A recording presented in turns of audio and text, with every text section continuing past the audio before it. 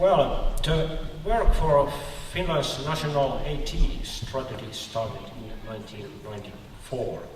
From the beginning, the focus was in the technology. This has been a good solution, since it has allowed a variety of solutions for different industries and sectors. Information society represents a new development of a new stake for industrial society. Together with high education level in Finland, we have been able to be on the top from the beginning. Secular phones, networks, and so on have been part of our lives of decades now. Finland is a country of long distances, sparse population and large rural areas. Our idea of area policy has long been to make living anywhere in the country possible. This policy has its challenges, what comes, for example, public service and industry needs. But it has also benefited greatly of the development of information technology. About 5 years ago, the government made a decision of principle to start a country-level broadband project. The purpose is that 99% of the population, including the firms and public services offices, are within 2 kilometers of high-speed broadband network. At the same time, network operators have an universal service application. This means that they have to offer certain basic level network connections everywhere. Ladies and gentlemen, most of the high-speed broadband is supposed to be built market-based. This reaches 95% of the population that live in conurbation. The rest 4% that live at more sparsely populated areas require particular public funding that is divided between the state and the municipalities. The idea is still to make as commercial-based networks as possible. Network operators will have minimum part of 1/3. In rural areas, high-speed networks will open up new livelihood opportunities. For many entrepreneurs, it is a matter of survival. Business tax can be performed remotely, sales can be made easily throughout the whole world. Technical planning, programming, and other independent tasks that are clearly location independent are easily made without unnecessary travel. And it helps farmers and other agribusiness as well. Entrepreneurs can work, at least to some limit, anywhere, no matter of their physical location.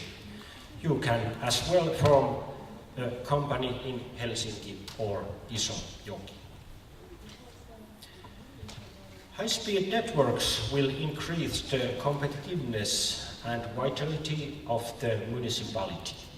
Residents can receive a broader service offering and benefit from inter-municipal service entities. Many public service can be performed remotely. There is no need to have some vacancies on every municipality. At the same time, this reduces bureaucracy and add cost effectiveness. While the population is aging, this is well received. In rural areas, there have been some challenges with availability and quality of the health care. This can be greatly improved in the future by electronic health service. They are an important way to meet changing populations and reach needs of the remote areas. Healthcare is increasingly dependent on fast broadband connection. It requires reliable network too, with a quick access to active health services have many advantages.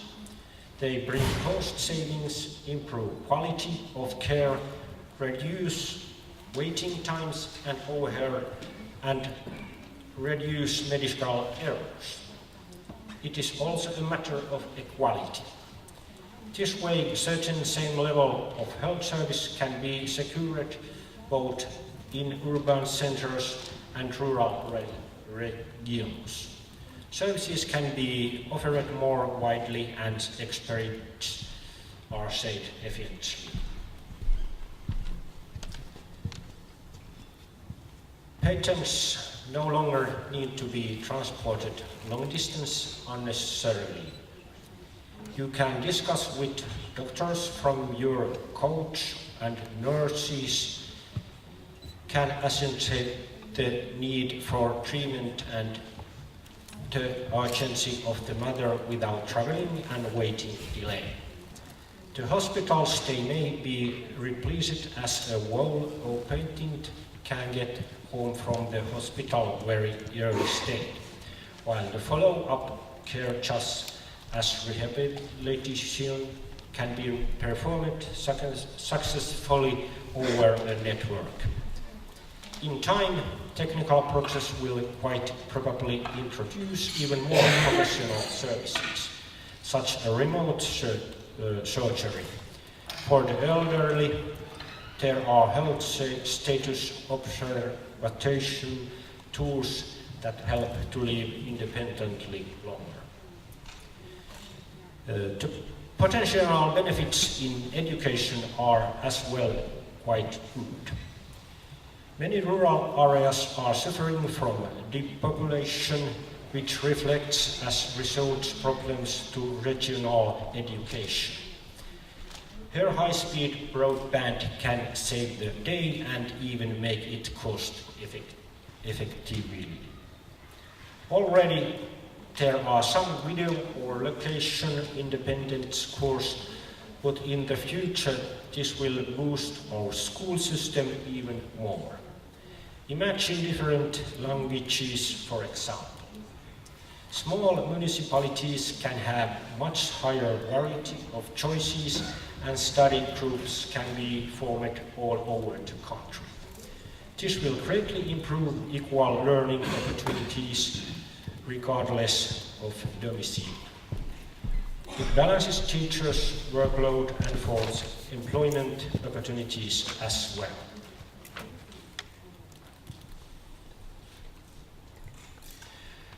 Virtual cooperation between educational institutions is a good solution for sparsely populated areas to solve challenges in educational services.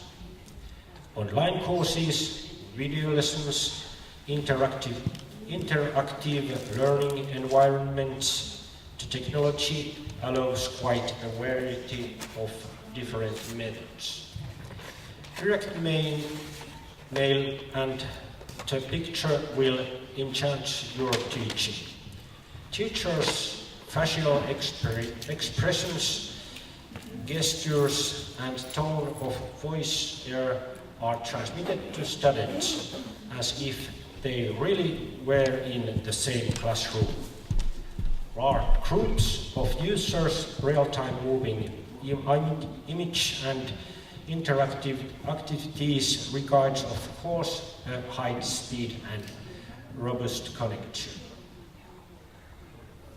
Many of these solutions are only limited by the network and bandwidth. This is the very reason why the government has taken action to have access to it. As said, even not every location is not commercially accessible. Cost savings and boost to public services alone make the joint implementation sensible. As you would accept, there are of course some challenges to national development of networks. Cost, bandwidth and constantly increasing amount of information mean that long-term solutions are needed. Joint efforts with commercial and public services have their problems as well. Some municipalities even feel that they would rather do things on their own. This is why we are having fixed terms evaluations so we can improve methods over time.